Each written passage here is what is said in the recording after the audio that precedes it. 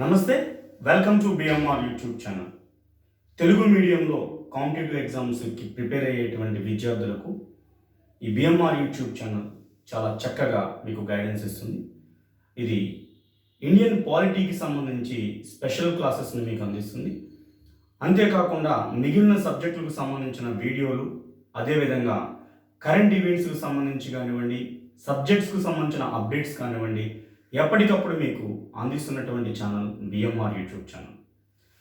BMR YouTube ఛానల్లో మనం last క్లాస్లో ఇండియన్ పాలిటీలో భాగంగా పార్ట్స్ ఆఫ్ ఇండియన్ కాన్స్టిట్యూషన్, రాజ్యాంగ భాగాల గురించి మనం వివరించుకున్నాం.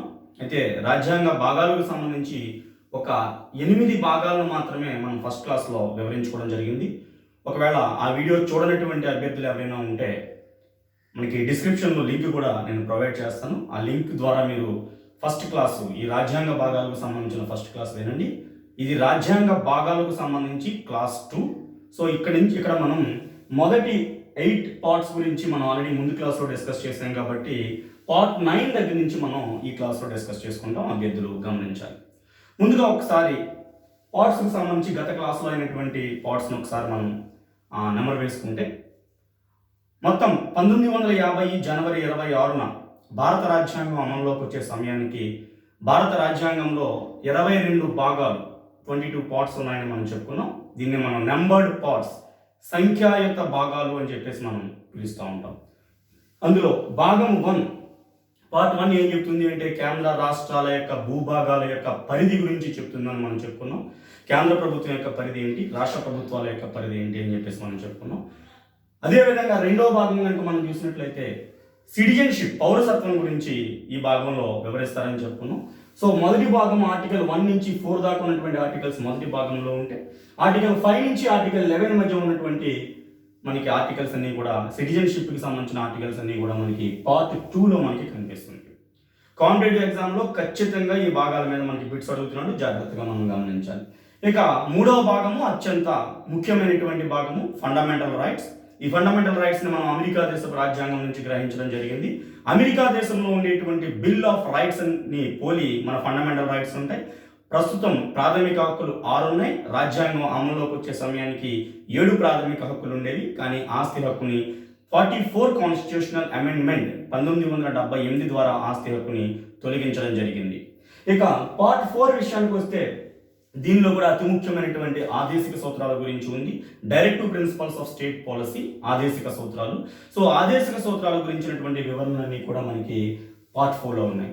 సో మొదటి భాగం ఆర్టికల్ 1 నుంచి 4 వరకు చెప్తుంటే, రెండవ భాగం ఆర్టికల్ 5 నుంచి 11 వరకు చెప్తుంటే, మూడవ భాగము ఫండమెంటల్ రైట్స్ ఆర్టికల్ 12 నుంచి ఆర్టికల్ 35 వరకు కూడా ఫండమెంటల్ రైట్స్ గురించి వివరించబడడం జరుగుతుంది.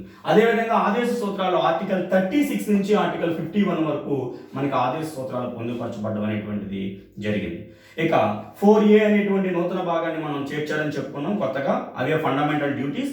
భారత రాజ్యాంగం అమల్లోకి వచ్చే సమయానికి ఫండమెంటల్ డ్యూటీస్ మన రాజ్యాంగంలో లేవు. అయితే స్వరణ్ సింగ్ కమిటీ సిఫార్సుల మేరకు 42 కాన్స్టిట్యూషనల్ అమెండ్మెంట్ 1976 ద్వారా మనకి ఈ ప్రాథమిక విధులను 4A అనేటువంటి ఒక కొత్త భాగాన్ని చేర్చి అందులో ప్రాథమిక విధులను పొందుపరచడం జరిగింది. ప్రస్తుతం 11 ప్రాథమిక విధులు ఉన్నాయి.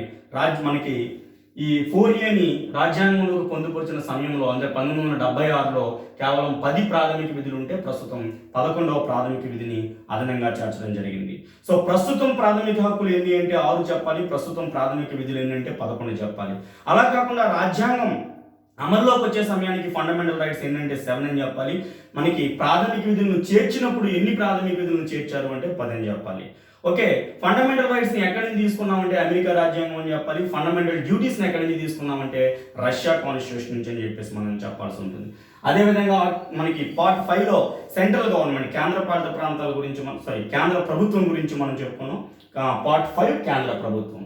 ఓకేనా, ఆర్టికల్ 52 నుంచి మనకి 151 వరకు, 52 to 151 వరకు సెంట్రల్ గవర్నమెంట్ గురించి చెప్తుంది.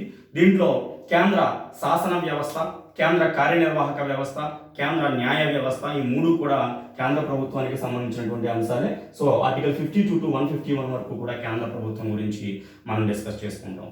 అదేవిధంగా పార్ట్ 6కి సంబంధించి చూసినట్లయితే స్టేట్ గవర్నమెంట్ గురించి మనం నేర్చుకుంటాం. రాష్ట్ర ప్రభుత్వంలో ఉండేటువంటి కార్యనిర్వాహక శాఖ, శాసనశాఖ, అదేవిధంగా జ్యుడిషియరీ న్యాయశాఖ గురించి మనం వివరించుకుంటాం. అదేవిధంగా పార్ట్ 7ని మనకి తొలగించడం జరిగింది రాజ్యాంగం నుంచి. రాజ్యాంగంలో మనకి 1956లో 7వ రాజ్యాంగ సవరణ ద్వారా మనకి పార్ట్ 7ని తొలగించడం జరిగింది. ముందుగా అభ్యర్థులకు 22 పార్ట్స్లో ఏముంటాయనే విషయం మీకు పూర్తిగా రావాలి. వెంటనే ఒక పార్ట్ అడిగినప్పుడు వెంటనే ఆ పార్ట్లో ఏముంటుందో మీకు వెంటనే చెప్పగలగాలి. సో ఆ పార్ట్లో ఎక్కడి నుంచి ఎక్కడ దాకా మనకి ఆర్టికల్స్ ఉంటాయనేటువంటిది కూడా, ఏ ఆర్టికల్స్ ఎక్కడి నుంచి ఎక్కడ ఉంటుందో ఎక్కడ దాకా ఉంటాయో కూడా మనం నేర్చుకోవాల్సినటువంటి అవసరం మనకి ఇక్కడ కనిపిస్తుంది. ఓకే, అదేవిధంగా మనం చూసినట్లయితే ఈ క్లాసెస్ మనం అంటే రన్నింగ్లో క్లాసెస్ జరుగుతూ ఉన్నప్పుడు ప్రతి ఒక్క పార్ట్ గురించి కూడా, ఫర్ ఎగ్జాంపుల్ పార్ట్ 1 తీసుకుంటాం. పార్ట్ 1 తీసుకుని ఆర్టికల్ 1 నుంచి ఆర్టికల్ 4 వరకు చాలా క్లియర్ కట్గా మీకు వివరించడం జరుగుతుంది. అలా ప్రతి భాగాన్ని కూడా మీకు చాలా డీటెయిల్డ్ ఎక్స్ప్లెయిన్, ఒక్కొక్క భాగానికి వీలైతే 4-5 క్లాసులు చొప్పున ప్రతి భాగాన్ని కూడా వివరంగా మనం నెక్స్ట్ క్లాసెస్లో మనం చెప్పుకుంటూ ఉంటాం. సో పాలిటీ అభ్యర్థి ముందుగా మనకి కమాండ్ సాధించాలంటే పార్ట్స్ మీద, ఆర్టికల్స్ మీద, కాన్స్టిట్యూషనల్ అమెండ్మెంట్స్ మీద, అలాగే సుప్రీం కోర్టు ఇచ్చినటువంటి జడ్జిమెంట్స్ మీద ముందుగా మనకి కమాండ్ ఉన్నట్లయితే ఈజీగా మనకి అర్థం చేసుకోవడానికి అవకాశం ఉంటుంది. ఇక పార్ట్ 8 గురించి కూడా మనం చెప్పుకున్నాం. యూనియన్ టెరిటరీస్, కేంద్రపాలిత ప్రాంతాల గురించి మనం దీంట్లో చెప్పుకోవడం జరిగింది. సో కేంద్రపాలిత ప్రాంతాలు వచ్చేసి ఆర్టికల్ 239 నుంచి ఆర్టికల్ 242, ఆర్టికల్ 239 టు ఆర్టికల్ 242 వరకు ఈ కేంద్రపాలిత ప్రాంతాల గురించి మనకి వివరించుకోవడం జరిగింది. అదేవిధంగా మనకి కేంద్రపాలిత ప్రాంతాల గురించి కూడా మనం లాస్ట్ క్లాస్లో డిస్కస్ చేసుకోవడం జరిగింది. సో ఈ రోజు క్లాస్లో మనం పార్ట్ 9 నుంచి మనం మొదలు పెట్టుకున్నాం. పార్ట్ 9లో ఏముంది అంటే పంచాయతీల నిర్మాణం గురించి, పంచాయతీల ఏర్పాటు గురించి మనకి ఇక్కడ పార్ట్ 9లో ఉంది. 9వ భాగం, అతి ముఖ్యమైనటువంటి భాగం. అయితే గ్రామ పంచాయతీల ఏర్పాటు అనేది ఏ అధికరణలో ఉంది? గ్రామ పంచాయతీలు ఏర్పాటు చేయాలి. ప్రతి ఒక్క గ్రామానికి కూడా ఒక గ్రామ పంచాయతీ ఏర్పాటు చేయాలి అని చెప్పేసి ఏ ఆర్టికల్లో ఉంది అని అడిగాడు అనుకోండి, అప్పుడు మనం ఆర్టికల్ 40 చెప్పాలి. ఆర్టికల్ 40 ఎక్కడుంది? మనకి ఫండమెంటల్ రైట్స్లో ఉందా, ఫండమెంటల్ డ్యూటీస్లో ఉందా, డైరెక్ట్ ప్రిన్సిపల్స్ ఆఫ్ స్టేట్లో ఉందా? చూసుకున్నట్లయితే ఆర్టికల్ 40 36 to 51 మధ్యలో ఉన్నటువంటివన్నీ కూడా ఆదేశ సూత్రాలు కాబట్టి మనకి ఈ ఆర్టికల్ 40 అనేది ఆదేశ సూత్రాల్లో ఉంది. ఆదేశ సూత్రాల్లో ఇది ఒక గాంధేయవాద నియమం. గాంధీజీ యొక్క ఆలోచనలకు అనుగుణంగానే ఈ ఆర్టికల్ 40ని ఏర్పాటు చేయడం జరిగింది. చాలాసార్లు మనకి కాంపిటేటివ్ ఎగ్జామ్స్లో అడగడం జరిగింది ఈ బిట్టు. గ్రామ పంచాయతీల ఏర్పాటు గురించి తెలిపేటువంటి ఆర్టికల్ ఏది? Article 40, very important. అయితే ఇది గ్రామ పంచాయతీల ఏర్పాటు అనేది ఆర్టికల్ 40 ఆదేశ సూత్రాల్లో పెట్టడం వలన ఈ గ్రామ పంచాయతీలకు సంబంధించినటువంటి నిర్మాణం అంతా కూడా గ్రామ పంచాయతీకి రాజ్యాంగ పద్ధతి కల్పించడం అనేటువంటిది మనకు ఆ సమయంలో జరగలేదు. మనకి రాజ్యాంగం అమల్లోకి వచ్చిన సమయంలో రాను ప్రభుత్వాలు మారుతూ ఉన్నప్పుడు గ్రామ పంచాయతీలకు రాజ్యాంగబద్ధ హోదా కల్పించాలి, వీటి కోసం ప్రత్యేకమైన చట్టం చేయాలి, వీటి యొక్క నిర్మాణానికి సంబంధించినటువంటి విధి విధానాలను రూపొందించాలి అని చాలా ప్రభుత్వాలపైన ఒత్తిడి రావడం జరిగింది. అయితే తర్వాత రాజీవ్ గాంధీ ప్రధానమంత్రిగా ఉన్నటువంటి సమయంలో ఈ గ్రామ పంచాయతీలకు రాజ్యాంగ భద్రత కల్పించాలి అని చెప్పేసి భావించడం జరిగింది. సో మనకి LM Singhvi committee, Laxmimall Singhvi committee చాలా చాలా చాలా ఇంపార్టెంట్. గ్రామ పంచాయతీలకు రాజ్యాంగబద్ధ హోదా కల్పించాలని సిఫార్సు చేసిన కమిటీ ఏది అని అడుగుతాడు. గ్రామ పంచాయతీలకు రాజ్యాంగబద్ధత కల్పించాలని సిఫార్సు చేసినటువంటి మొదటి కమిటీ ఏదని అడుగుతాడు. L N Singhvi committee. మీరు ఎక్కడో అశోక్ మెహతా కమిటీలో మేము చదివామండి, లేదా మనకి బలవంత్ రాయ్ మెహతా కమిటీలో ఆ పాయింట్ ఉందండి, ఇవేమి మనకు మార్క్స్ ఇవ్వడం లేదు. రైటే, కరెక్టే. ఎల్ఎం సింఘ్వి కమిటీ కన్నా ముందే మనకి వేరు కమిటీలు గ్రామ పంచాయతీలకు రాజ్యాంగ భద్రత ఉండాలి అని సిఫార్సు చేసిన మాట వాస్తవమే. కానీ మీకు ఈ మధ్య జరిగినటువంటి కాంపిటేటివ్ ఎగ్జామ్, ఏ ఎగ్జామ్లోనే సరే గ్రామ పంచాయతీలకు రాజ్యాంగ భద్రత హోదా కల్పించాలని సూచించిన మొదటి కమిటీ అని అడిగినా ఆన్సర్ వచ్చేసి ఎల్ఎం సింఘ్వి కమిటీకి వేస్తున్నాడు. గమనించాల్సినటువంటి విషయం. చాలా మంది అబ్జెక్షన్స్ పెట్టినప్పటికీ కూడా దాన్ని ఏమాడు ఐపీపీఎస్సీకి సంబంధించిన క్రైటీరియా తీసుకోవట్లేదు. లాస్ట్ గ్రూప్ 2లో కూడా ఈ బిట్ రావడం జరిగింది. గ్రామ పంచాయతీలకు రాజ్యాంగబద్ధ హోదా కల్పించాలి అని సూచించినటువంటి కమిటీ అండ్ మొదటి కమిటీ ఎల్ఎం సింఘ్వి కమిటీ. అదేవిధంగా రాజీవ్ గాంధీ ప్రభుత్వం ఏం చేసిందంటే ఎల్ఎం సింఘ్వి కమిటీ సిఫార్సుల మేరకు దీన్ని ఒక క్యాబినెట్కి మనకి ఇస్తే బాగుంటుందని చెప్పేసి తుంగన్, ఆ రోజు మంత్రిగా ఉన్నటువంటి కేంద్ర మంత్రిగా ఉన్నటువంటి తుంగన్ నేతృత్వంలో ఒక కమిటీని వేయడం జరిగింది. తుంగన్ కమిటీ కూడా రాజ్యాంగ భద్రత కల్పించాలని చెప్పింది. సో ఇటు ఎల్ఎం సింఘ్వి కమిటీ సిఫార్సుల మేరకు, అదేవిధంగా తుంగన్ అనేటువంటి కేంద్ర మంత్రి ఆధ్వర్యంలో ఉన్నటువంటి పార్లమెంటరీ కమిటీ సిఫార్సుల మేరకు రాజీవ్ గాంధీ ప్రభుత్వం ఈ గ్రామ పంచాయతీలకు రాజ్యాంగబద్ధ హోదా కల్పించాలి, వీటి కోసం ప్రత్యేకంగా కొన్ని విధి విధానాలను రూపొందించాలి, దీన్ని ఒక చట్టంగా రూపొందించాలి అని భావించి మరి రాజీవ్ గాంధీ ప్రభుత్వం బిల్లును పార్లమెంట్లో ప్రవేశపెట్టింది. కానీ పార్లమెంటులో ఆ బిల్లు ఆమోదం పొందలేదు. తర్వాత రాజీవ్ గాంధీ ప్రధానమంత్రిగా ఆయన చనిపోయిన తర్వాత కాలంలో వచ్చినటువంటి పివి నరసింహారావు గారు ప్రధానమంత్రిగా ఉన్నటువంటి సమయంలో మొదటిసారిగా, అంటే అప్పుడు రాజీవ్ గాంధీ సమయంలో ఇది ఆమోదం పొందలేదు కాబట్టి ఆ బిల్లులో కొన్ని మార్పులు చేసి 73వ రాజ్యాంగ సవరణ పేరుతో మరలా పార్లమెంట్లో బిల్లు ప్రవేశపెట్టడం జరిగింది. సో పార్లమెంట్లో బిల్లు ప్రవేశపెట్టడమే కాకుండా పార్లమెంట్లో ఆ బిల్లు ఆమోదం కూడా పొందడం జరిగింది. 73వ రాజ్యాంగ సవరణ. సో 73వ రాజ్యాంగ సవరణ 1992. సో ఈ 73వ రాజ్యాంగ సవరణ ద్వారా గ్రామ పంచాయతీలకు సంబంధించినటువంటి అంశాలని 243A నుంచి Z వరకు, 243A నుంచి O వరకు, 243A నుంచి O వరకు కూడా మనకి గ్రామ పంచాయతీలకు సంబంధించిన విషయాలన్నీ కూడా ఇందులో చేర్చడం జరిగింది. కానీ ఒక విషయం గమనించాలి, 9th షెడ్యూల్ అనేది నైన్త్ పార్ట్, భాగము పార్ట్, 9వ భాగం అనేటువంటిది కొత్తగా చేర్చింది ఏం కాదు. ఆల్రెడీ పంచాయతీల నిర్మాణానికి సంబంధించిన అంశాలు 9వ భాగంలో మనకి ఇక్కడ కనిపిస్తున్నాయి. కానీ 9వ భాగం ఏం చెప్పింది మనకి, 243A నుంచి O దాకా 73వ రాజ్యాంగ సవరణ ద్వారా వచ్చినటువంటి అంశాలన్నీ కూడా 243A నుంచి O దాకా కొత్త ఆర్టికల్స్ రూపంలో మనకి ఇక్కడ చేర్చడం జరిగింది. అంటే ఆల్రెడీ 243వ అధికరణ మనకు ఉంది, ముందు నుంచి ఉంది, 9వ భాగం కూడా ముందు నుంచి ఉంది. కానీ 73వ రాజ్యాంగ సవరణ ద్వారా ఈ 243A నుంచి O వరకు మరి నూతన ఆర్టికల్స్ అనేటువంటివి రూపొందించి ఇందులో పొందుపరచింది. ఇక్కడ నూతన ఆర్టికల్స్ మాత్రమే పొందుపరిచారు, కొత్త పార్ట్ కాదు. ఓకే, అయితే ఇది ఓన్లీ గ్రామ పంచాయతీలకు సంబంధించి. ఇది తర్వాత కాలంలో 1992లో ఈ 73వ రాజ్యాంగ సవరణ చట్టం చేయబడడం, తర్వాత అది ఏప్రిల్ 24 నుంచి ఈ చట్టం అమల్లోకి రావడం, పంచాయతీలకు రాజ్యాంగబద్ధ హోదా రావడం, ఇవన్నీ కూడా మనం పంచాయతీరాజ్ నిర్మాణంలో చాలా క్లియర్గా చెప్పుకుంటాం. సో ఇక్కడ ఎప్పుడైతే పంచాయతీలకు రాజ్యాంగబద్ధ హోదా కల్పించబడిందో 74వ రాజ్యాంగ సవరణ ద్వారా 1992లోని 74వ రాజ్యాంగ సవరణ ద్వారా నగరపాలక సంస్థలు, మున్సిపాలిటీలకి సంబంధించినటువంటి బిల్లు కూడా మనకి, నగరపాలక సంస్థలకు సంబంధించి రాజ్యాంగబద్ధ హోదాకు సంబంధించిన బిల్లు కూడా పార్లమెంట్లో ప్రవేశపెట్టడం జరిగింది. అది కూడా తర్వాత కాలంలో అమలు చేయబడడం జరిగింది. ఇక్కడ మనం గుర్తుంచుకోవాల్సినటువంటి అంశాలు ఏంటంటే 73వ రాజ్యాంగ సవరణ పంచాయతీల రాజ్యాంగ భద్రతకు సంబంధించినటువంటి విషయాలు, 74వ రాజ్యాంగ సవరణ నగరపాలక సంస్థలకు సంబంధించి రాజ్యాంగబద్ధ హోదా కల్పించేటువంటి విషయం. సో ఈ 74వ రాజ్యాంగ సవరణలో ఉన్నటువంటి అంశాలన్నీ కూడా కొత్తగా 9A అనే ఒక భాగాన్ని చేర్చి 9A అనే ఒక భాగాన్ని చేర్చి మున్సిపాలిటీల యొక్క నిర్మాణాన్ని అందులో పెట్టడం జరిగింది. 243P నుంచి ZG వరకు గమనించాల్సింది. 243A నుంచి O వరకు అంటే 243A, 243B, 243C అలా O వరకు కొత్త ఆర్టికల్స్ చేర్చడం జరిగింది. ఒక్కొక్క ఆర్టికల్లో ఒక్కొక్క విషయాన్ని పొందుపరిచారు. ఒక ఆర్టికల్లో పంచాయతీల నిర్మాణాన్ని పొందుపరిస్తే, మరొక ఆర్టికల్లో పంచాయతీల రిజర్వేషన్లు, పంచాయతీలు ఏర్పాటయ్యే విధానము, అలాగే పంచాయతీలకు సంబంధించినటువంటి కోర్టు కేసులు, పంచాయతీలకు సంబంధించినటువంటి రిజర్వేషన్ సౌకర్యాలు, ఇవన్నీ కూడా ఒక్కొక్క ఆర్టికల్లో ఒక్కొక్కటి పొందుపరచడం జరిగింది.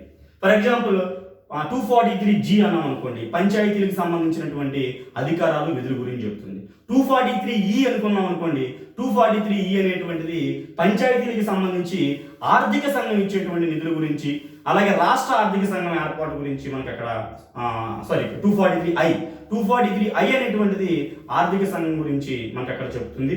అదేవిధంగా మనకి 243I రాష్ట్ర ఆర్థిక సంఘము, అలాగే ఆర్థిక సంఘం నిధులు. అలాగే 243K వచ్చేసి మనకి ఎన్నికల గురించి చెప్తుంది. పంచాయతీ ఎన్నికల గురించి మనకి 243K అనేటువంటి రాజ్యాంగ ఆర్టికల్ మనకి పంచాయతీల యొక్క ఎన్నికల విధానం గురించి చెప్తుంది. అలా ఒక్కొక్క దాంట్లో ఒక్కొక్క ఆర్టికల్ని పొందుపరచడం అనేటువంటిది జరిగింది. అదేవిధంగా మున్సిపాలిటీకి సంబంధించి కూడా 243P నుంచి 243ZG.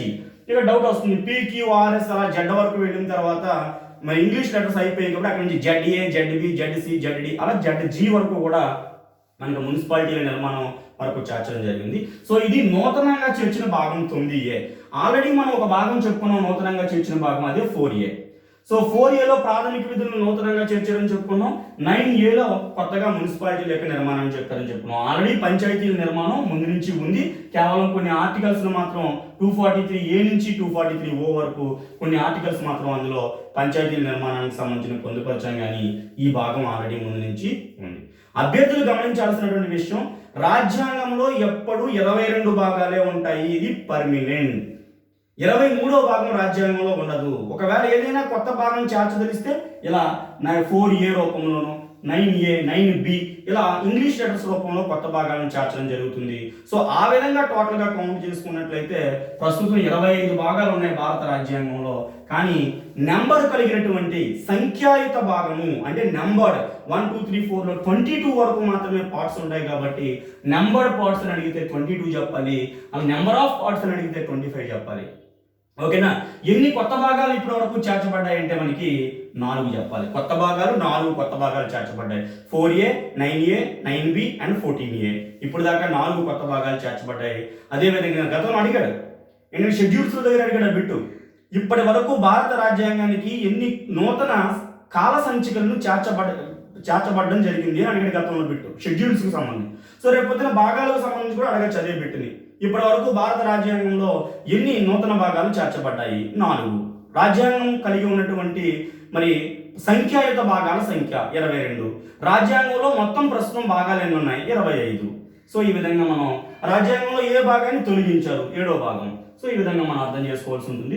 సో 9Aలో మున్సిపాలిటీలకు సంబంధించి 243P నుంచి 243ZG వరకు కూడా మనకి దీంట్లో పొందుపరచడం జరిగింది. ఈ ఆర్టికల్స్ 243PQRS అలా చూసుకున్నాం. దీంట్లో కూడా ఒక్కొక్క ఆర్టికల్ ఒక్కొక్క విషయం. ఫర్ ఎగ్జాంపుల్ 243ZA తీసుకున్నాం అనుకోండి, అది మున్సిపాలిటీకి సంబంధించిన ఎన్నికలకు సంబంధించినటువంటి విషయాలన్నీ కూడా అందులో మనకి ఇక్కడ ఉంటాయన్నమాట.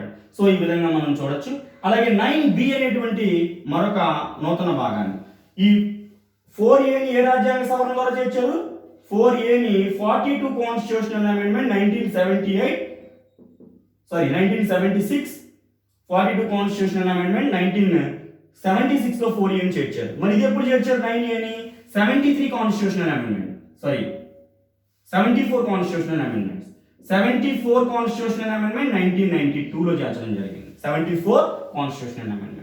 అదేవిధంగా 9Bని ఎప్పుడు చేర్చారు అంటే 97 కాన్స్టిట్యూషనల్ అమెండ్మెంట్ 2012. 97వ రాజ్యాంగ సవరణ ద్వారా 2012లో సహకార సంఘాలని 9Bలో చేర్చడం జరిగింది. Very very very very most IMP. గత జరిగినటువంటి గ్రూప్ 2 ఎగ్జామ్స్లో కానివ్వండి, కాంపిటేటివ్ ఎగ్జామ్స్లో కానివ్వండి, TPPSC ఎగ్జామ్లో కానివ్వండి అనేక సార్లు బిట్ అడగడం జరిగింది. సహకార సంఘాలు ఏ భాగంలో ఉన్నాయి? 9B. సహకార సంఘాలు ఏ రాజ్యాంగ సవరణ ద్వారా రాజ్యాంగంలోకి చేర్చారు? ఎన్నోసార్లు అడిగినటువంటి బిట్ 97వ రాజ్యాంగ సవరణ. ఓకే, 97 కాన్స్టిట్యూషనల్ అమెండ్మెంట్ 97వ రాజ్యాంగ సవరణ ద్వారా మనకి దీన్ని చేర్చడం జరిగింది. సహకార సంఘాలను ఎప్పుడు చేర్చడం జరిగింది? 2012లో సహకార సంఘాలని మనకి 9B భాగంలోకి చేర్చడం జరిగింది. సహకార సంఘాలు 9B నూతన భాగము 97 కాన్స్టిట్యూషనల్ అమెండ్మెంట్ 2012. ఇది కోఆపరేటివ్ సొసైటీస్కి సంబంధించినటువంటి ఏర్పాటు. ఓకే, ఇక 10వ భాగాన్ని మనం చూసుకున్నట్లయితే షెడ్యూల్డ్ ప్రాంతాల గురించి ఉంది. ST గిరిజన ప్రాంతాల గురించి, షెడ్యూల్డ్ ప్రాంతాల గురించి అంతా కూడా 10వ భాగంలో వివరించబడింది. ఇది కూడా మనకి గతంలో ప్రిలిమ్స్ ఎగ్జామ్కి సంబంధించి ఒక ముఖ్యమైనటువంటి అంశంగా ఉండేది, కానీ ప్రస్తుతం దాన్ని తొలగించడం జరిగింది. సో షెడ్యూల్డ్ ప్రాంతాలు కూడా మనకి నేర్చుకోవాల్సినటువంటి అవసరం ఉంటుంది. ఇక 11వ భాగం 11, 12, 13 ఈ 3 భాగాలు కూడా 11, 12, 13 ఈ 3 భాగాలు కూడా కేంద్ర రాష్ట్రాల మధ్య సంబంధాలకు సంబంధించినటువంటి అంశాలన్నీ కూడా 11, 12, 13 షెడ్యూల్లో చేర్చడం జరిగింది. ఇంటర్ స్టేట్ రిలేషన్స్, కేంద్రము రాష్ట్రము వీటి మధ్య సంబంధం ఎలా ఉండాలి? కేంద్ర ప్రభుత్వానికి రాష్ట్ర ప్రభుత్వానికి మధ్య శాసనపరమైన సంబంధాలు ఏ విధంగా ఉండాలి, ఆర్థికపరమైన సంబంధాలు ఏ విధంగా ఉండాలి, వాణిజ్యపరమైన సంబంధాలు ఏ విధంగా ఉండాలి. ఓకే, షెడ్యూల్డ్ ప్రాంతాల గురించి 244 ఆర్టికల్లో ఉంది షెడ్యూల్డ్ ప్రాంతాలు అనేటువంటిది. ఓకే, కేంద్ర రాష్ట్ర సంబంధాలకు సంబంధించి మనకి ఆర్టికల్ 245 నుంచి మనకి ఇక్కడ మొదలవుతుంది. 245 నుంచి 263 వరకు, 245 టు 263 వరకు కేంద్ర రాష్ట్ర సంబంధాల గురించి చెప్తుంది. అది ఎటువంటి సంబంధాలు అంటే legislative relations between centre and state, శాసనపరమైన సంబంధాల గురించి ఆర్టికల్ 245 నుంచి 263 మధ్య ఉంది. ఓకే, ఇది మనకి పర్టికులర్గా గ్రూప్ 2కి సంబంధించి అయితే ఒక పర్టికులర్ యూనిట్ ఉంది, సెంటర్ స్టేట్ రిలేషన్స్ అనేటువంటి ఒక పర్టికులర్ యూనిట్ ఉంది. దాంట్లో మనం చాలా క్లియర్గా ప్రతి ఆర్టికల్ని కూడా మనం చెప్పుకుంటాం. సో కేంద్ర రాష్ట్ర శాసన సంబంధాలు మనకి 11వ భాగం. 12వ భాగంలో ఏముంది అంటే కేంద్ర రాష్ట్ర ఆర్థిక పరమైన సంబంధాలు. ఓకేనా, కేంద్రానికి రాష్ట్రానికి మధ్య ఫైనాన్షియల్ రిలేషన్స్ ఏమున్నాయి అనేటువంటిది మనకి ఇక్కడ ఆర్టికల్ 264 నుంచి మొదలుకొని 300 వరకు, 264 నుంచి ఆర్టికల్ 264 నుంచి 300 వరకు కూడా కేంద్ర రాష్ట్ర ఆర్థిక సంబంధాల గురించి మనకి కేంద్రానికి రాష్ట్రానికి మధ్య ఆర్థిక సంబంధాల గురించి ఉంటుంది. 264 టు 300 ఆర్టికల్. చూడండి, ఆస్తి హక్కును తొలగించాలని చెప్పుకున్నాం ఫండమెంటల్ రైట్ చెప్పేటప్పుడు. ఆస్తి హక్కు ఒకప్పుడు ప్రాథమిక హక్కు. చాలా మంది అనుకుంటారు ఆస్తి హక్కు అనేటువంటిది తొలగించబడింది భారత రాజ్యాంగంలో, ఇప్పుడు ఆస్తి హక్కు లేదు అనుకుంటారు. ఆస్తి హక్కు తొలగించబడలేదు, ఆస్తి హక్కు ప్రాథమిక హక్కుల జాబితా నుంచి తొలగించబడింది. సో ఆస్తి హక్కు అనేది ఇప్పుడు ఫండమెంటల్ రైట్లో 3వ భాగంలో లేదంతే. కానీ 12వ భాగంలో 300A అనేటువంటి అధికరణలో ఆస్తి హక్కు ఇప్పటికీ కొనసాగుతుంది చట్టబద్ధమైన హక్కుగా. అభ్యర్థి ఇది మనం గమనించాలి. ఎందుకంటే అది బిట్టించేటప్పుడు ఏ విధంగా వేస్తాడంటే ఈ క్రింది వానలో సరికానిది ఏది, భారత రాజ్యాంగం నుంచి పూర్తిగా ఆస్తి హక్కును తొలగించబడింది, భారత రాజ్యాంగంలో ప్రాథమిక హక్కుల జాబితా నుంచి ఆస్తి హక్కు తొలగించబడింది, ప్రస్తుతం ఆస్తి హక్కు చట్టబద్ధమైన హక్కుగా కొనసాగుతుంది, ఆస్తి హక్కు ప్రస్తుతం 300A అధికరణలో 12వ భాగంలో ఉంది. సో ఇలా ఇచ్చి క్రింది వానలో సరైన లేదని కానీ సరికాని లేదని కానీ మనకు అడగడానికి అవకాశం ఉంది. సో ఆస్తి హక్కును తొలగించలేదు, కేవలం ఫండమెంటల్ రైట్స్ లిస్ట్ నుంచి దాన్ని తొలగించారు. దాన్ని ఇప్పుడు ప్రస్తుతం 12వ భాగంలో 300A అనే అధికరణలో దాన్ని ఆస్తి హక్కును చట్టబద్ధమైన హక్కుగా ప్రస్తుతం కొనసాగిస్తున్నారు. సో అదేవిధంగా 13వ భాగం తీసుకుంటే కేంద్ర రాష్ట్రాల మధ్య వాణిజ్యపరమైన సంబంధాలు ఏవైతే ఉన్నాయో ఆర్టికల్ 301 నుంచి ఆర్టికల్ 308 వరకు కూడా ఈ వాణిజ్య సంబంధాల గురించి చెప్పబడుతుంది. అదేవిధంగా 14వ భాగాన్ని మనం తీసుకున్నట్లయితే కేంద్ర రాష్ట్ర సర్వీసులు, సివిల్ సర్వీసెస్, IAS IPS కానివ్వండి, స్టేట్ సర్వీసెస్ కానివ్వండి. సో కేంద్ర రాష్ట్రాలకు సంబంధించిన సర్వీసులు వాటి నిబంధనల గురించి మనకి 14వ భాగంలో మనకి కనిపిస్తుంది. ఆర్టికల్ 309 నుంచి ఆర్టికల్ 323 వరకు కూడా, ఆర్టికల్ 309 నుంచి ఆర్టికల్ 323 వరకు కూడా మనకి ఇక్కడ కేంద్ర రాష్ట్ర సర్వీసుల గురించి మనకి ఇక్కడ కనిపిస్తుంది. సో ఇది 14వ భాగం. ఇక్కడే మనకి 14A అని ఒక నూతన భాగాన్ని చేర్చడం జరిగింది. 14A ఏముంది? ఈ 14A అంటే పరిపాలనా ట్రిబ్యునల్స్, అడ్మినిస్ట్రేటివ్ ట్రిబ్యునల్స్ గురించి ఉంది. అడ్మినిస్ట్రేటివ్ ట్రిబ్యునల్స్ గురించి మనకి 14A భాగంలో ఉంది. అడ్మినిస్ట్రేటివ్ ట్రిబ్యునల్స్ గురించి ఆర్టికల్ 323A అండ్ 323B, ఇది చాలా ఇంపార్టెంట్. 323A అండ్ 323B ఈ రెండు ఆర్టికల్స్ కూడా చేర్చడం జరిగింది 14A అనేటువంటి నూతన భాగంలో పరిపాలనా ట్రిబ్యునల్స్. ఇక్కడికి 4 కొత్త భాగాలు ఏమి చేర్చాయో అభ్యర్థులందరికీ కూడా మనకి అవగాహన వచ్చి ఉండాలి. ఎందుకంటే వీటిని రాజ్యాంగ సవరణతో సహా సంవత్సరాలతో సహా అడుగుతూనే ఉన్నాడు కాబట్టి మనం గుర్తుపెట్టుకోవాలి. 4A భాగము ప్రాథమిక విధులు, 42వ రాజ్యాంగ సవరణ 1976. ఓకే, అలాగే 9A భాగము 74వ రాజ్యాంగ సవరణ మున్సిపాలిటీల నిర్మాణము, అలాగే మనకి 1992. అదేవిధంగా 9B భాగము 97వ రాజ్యాంగ సవరణ 2012వ సంవత్సరము కోఆపరేటివ్ సొసైటీ సహకార సంఘాలు. అదేవిధంగా 14A భాగము 14A భాగము పరిపాలనా tribunals, administrative tribunals 323A and 323B articles చేర్చడం జరిగింది. ఈ 4 కూడా మీకు గతంలో కొన్ని వందల సార్లు అడిగినటువంటి బిట్సే. ఈ 4 మీద కూడా ఫోకస్ పెట్టాలి అభ్యర్థులు. ఓకే, ఇక్కడికి 14 భాగాల గురించి మనకి ఇక్కడ కంప్లీట్ అయింది. ఇక 15వ భాగాన్ని కనుక మనం చూసినట్లయితే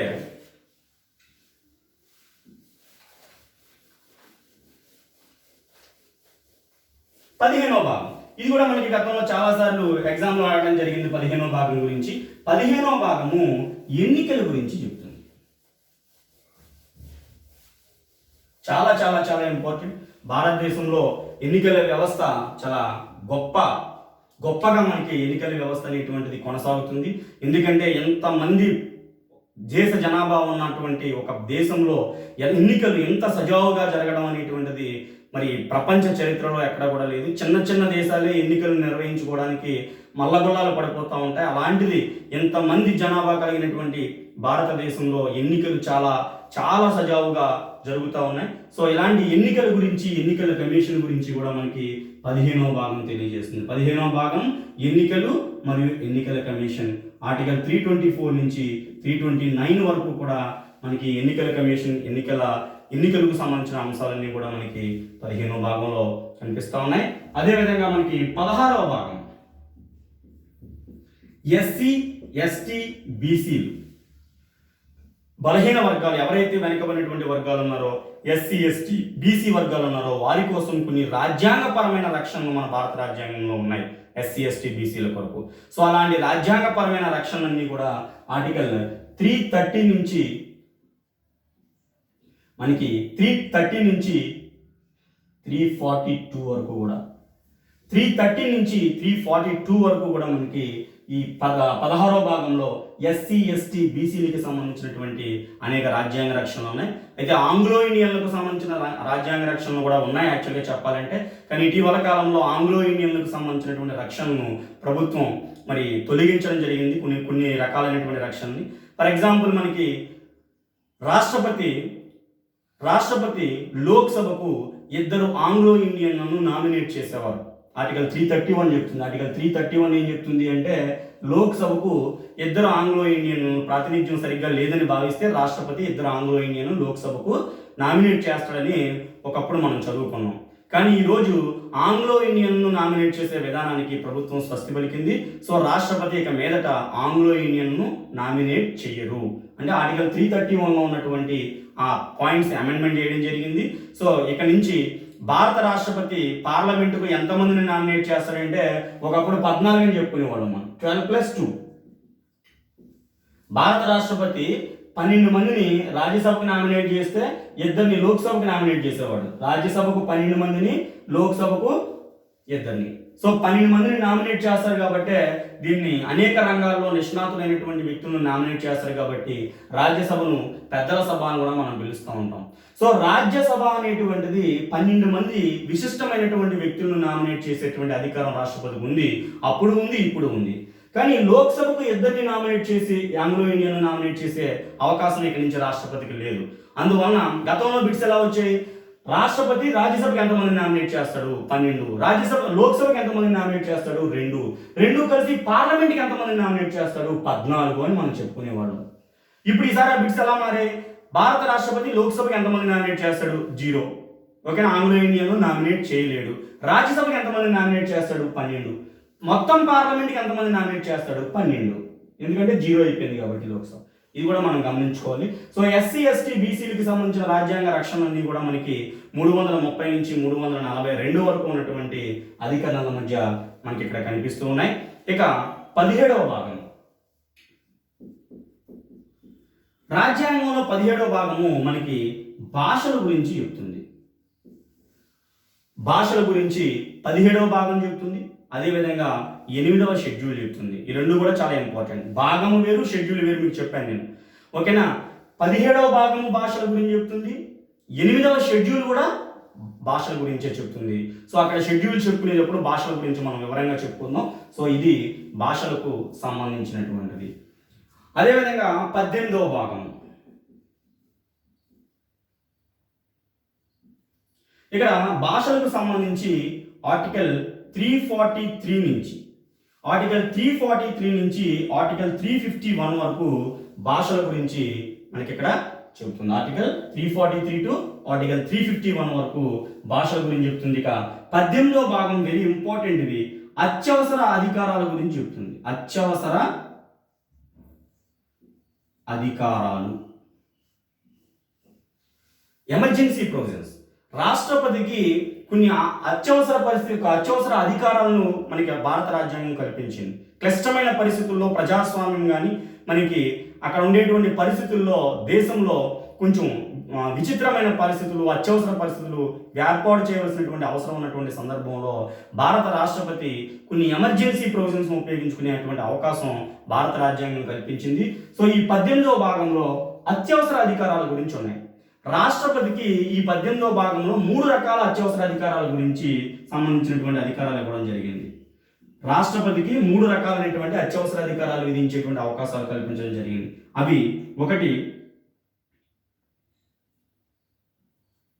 జాతీయ అత్యవసర పరిస్థితి, రాజ్యాంగ అత్యవసర పరిస్థితి, ఆర్థిక అత్యవసర పరిస్థితి. అంటే భారత రాజ్యాంగంలో 18వ భాగంలో ఏమున్నాయి? అత్యవసర అధికారాలు ఉన్నాయి రాష్ట్రపతికి సంబంధించినటువంటివి. రాష్ట్రపతికి 18వ భాగంలో ఎన్ని రకాల అత్యవసర అధికారాలను కల్పించడం జరిగింది? 3 రకాల అత్యవసర అధికారాలను కల్పించడం జరిగింది. అవి ఏంటి? ఒకటి నేషనల్ ఎమర్జెన్సీ, జాతీయ అత్యవసర పరిస్థితి విధించడం. రెండవది రాజ్యాంగ అత్యవసర పరిస్థితి, దీన్ని రాష్ట్రపతి పాలన, ప్రెసిడెంట్ రూల్ అని కూడా మనం చెప్తూ ఉంటాం. మూడవది ఆర్థిక అత్యవసర పరిస్థితి. ఈ 3 రకాల అత్యవసర పరిస్థితులు విధించేటువంటి అవకాశం రాష్ట్రపతికి ఉంది. వీటి గురించి మళ్ళీ స్పెషల్గా మనం క్లాస్లో చెప్పుకుంటాం. సో ఈ 3 ఆర్టికల్స్ కూడా చాలా చాలా చాలా ఇంపార్టెంట్. ముఖ్యంగా low level competitive exams, SI, constable, group D, RRB లాంటి ఎగ్జామ్స్కి ఈ 3 కూడా ఆనిముత్యాలండి పెట్టు. గ్రూప్ 2 రేంజ్లో దీన్ని డెప్త్ అడుగుతాడు, ఆర్టికల్స్ అడగకపోవచ్చు, దీన్ని డెప్త్ అడుగుతాడు. కానీ మిగిలిన కాంపిటేటివ్ ఎగ్జామ్స్ మాత్రం ఖచ్చితంగా ఈ ఆర్టికల్స్ చాలా ఇంపార్టెంట్. 352 నేషనల్ ఎమర్జెన్సీ, జాతీయ అత్యవసర పరిస్థితి.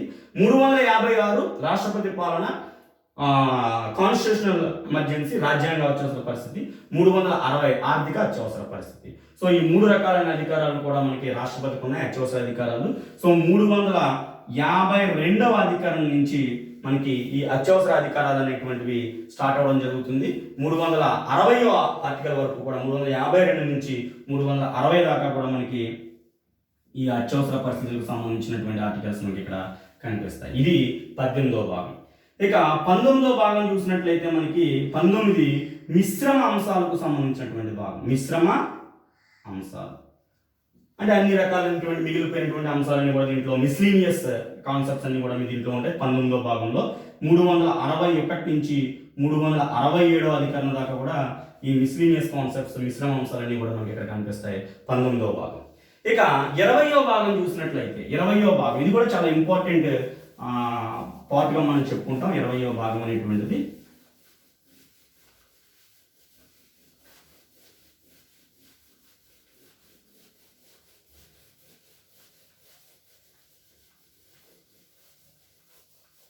సో ఏంటి 20వ భాగము అంటే రాజ్యాంగాన్ని సవరించేటువంటి విధానం, రాజ్యాంగ సవరణ విధానం,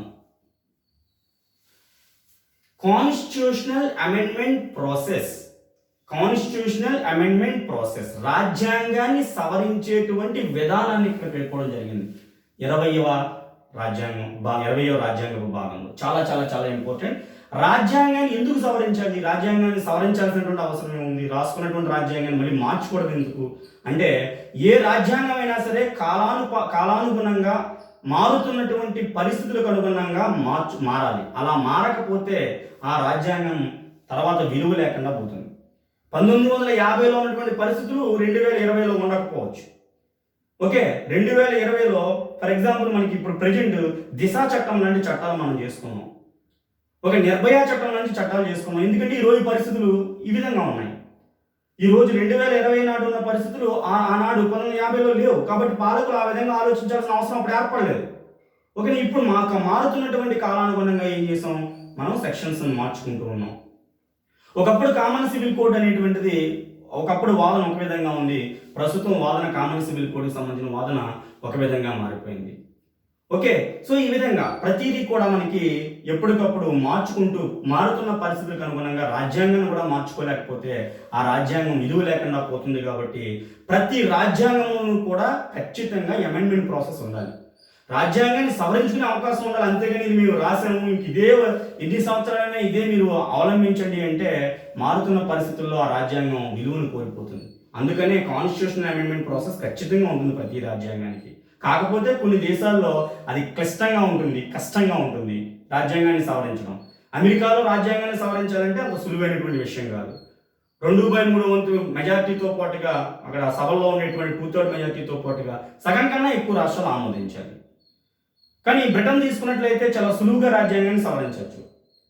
సో భారతదేశంలో కూడా ఇలాగే రాజ్యాంగాన్ని సవరించేటువంటి విధానాలను 20వ భాగంలో చేర్చారు. ఈ రాజ్యాంగ సవరణ విధానాన్ని ఏ దేశ రాజ్యాంగం నుంచి తీసుకున్నామంటే మనం దక్షిణాఫ్రికా రాజ్యాంగం నుంచి తీసుకోవడం జరిగింది. దక్షిణాఫ్రికా రాజ్యాంగం నుంచి దీన్ని మనం గ్రహించడం జరిగింది, కాన్స్టిట్యూషన్ అమెండ్మెంట్ ప్రాసెస్ని. సో 20వ భాగంలో రాజ్యాంగ సవరణ విధానం గురించి చెప్తుంది. ఇది ఆర్టికల్ 368. ఈ రాజ్యాంగ సవరణ విధానం గురించి చాలాసార్లు గతంలో అడిగినటువంటి బిట్టు లో లెవెల్ కాంపిటేటివ్ ఎగ్జామ్లో మన అభ్యర్థులు ఈ క్లాసెస్ వినేటప్పుడు ఏది లో లెవెల్ కాంపిటేటివ్ ఎగ్జామ్స్ అంటే SI constable, group D, RRB లాంటి ఎగ్జామ్స్కి ఎలాంటి బిట్స్ అడుగుతున్నాడు, గ్రూప్ 2, గ్రూప్ 1 లాంటి అభ్యర్థులు ఎలాంటి బిట్స్ అడుగుతున్నాడు అనేది మనం గ్రహించుకోవాల్సినటువంటిది ఉంటుంది. ఎందుకంటే ఇదే బిట్ని కానిస్టేబుల్ ఎగ్జామ్ వాడికి రాజ్యాంగ సవరణ విధానం గురించి తెలిపే ఆర్టికల్ ఏది అని అడుగుతాడు, ఆర్టికల్ 368. ఓకే, అదే ఎస్ఐ ఎగ్జామ్లో అయితే, సబ్ ఇన్స్పెక్టర్ ఎగ్జామ్లో అయితే రాజ్యాంగ సవరణ విధానాన్ని ఏ దేశం నుంచి గ్రహించారనో, రాజ్యాంగ సవరణ విధానం ఏ భాగంలో పొందుపరచబడి ఉందనో అడుగుతాడు. అది ఎస్ఐ ఎగ్జామ్ అయితే. అదే గ్రూప్ 2 ఎగ్జామ్ అయితే ఈ క్రింది వాటిలో రాజ్యాంగ సవరణకు సంబంధించి విధానానికి సంబంధించి సరైన అంశాన్ని గుర్తించండి అని అడుగుతాడు. లేదా భారతదేశంలో ఎలాంటి రాజ్యాంగ సవరణ విధానం ఉంది, దృఢ రాజ్యాంగం ఉందా, అదృఢ రాజ్యాంగం ఉందా, అదృఢ రాజ్యాంగం ఉందా అని అడుగుతాడు. ఓకేనా? ఈ విధంగా మనకి అడిగినటువంటి పాయింట్ని బట్టి మనం అర్థం చేసుకోవాలి. ఇక 21వ భాగం మనకి 21 అండ్ 22 రెండు భాగాలు మనకి మిగలడం జరిగింది. సో 21వ భాగానికి సంబంధించి మనం కొన్ని రాష్ట్రాలకు ప్రత్యేక రక్షణను కల్పించడం జరిగింది. కొన్ని రాష్ట్రాలకు ప్రత్యేకమైనటువంటి రక్షణను కల్పించడం జరిగింది 369 నుండి 392 వరకు. దాంట్లోనే మన ఆంధ్రప్రదేశ్, తెలంగాణ కూడా దీంట్లోనే మనకు కనిపిస్తాయి. ఎందుకంటే 371D అనేటువంటి ఒక ఆర్టికల్ మన ఆంధ్ర, తెలంగాణకు వర్తిస్తుంది. అదే 22వ భాగం చూసుకున్నట్లయితే 393 నుంచి 395 వరకు రాజ్యాంగం యొక్క హిందీ అనువాదం గురించి చెప్తుంది. అంటే హిందీలో ఏ విధంగా అనువాదం చేయబడింది రాజ్యాంగం అనేటువంటిది 22వ భాగం చెప్పాలి. ఇది 22 పార్ట్స్కి సంబంధించినటువంటి విషయం. మీరు నిద్రలో లేపి అడిగిన 22 భాగాల్లో ఏమున్నాయో వెంటనే మనం చెప్పగలగాలి.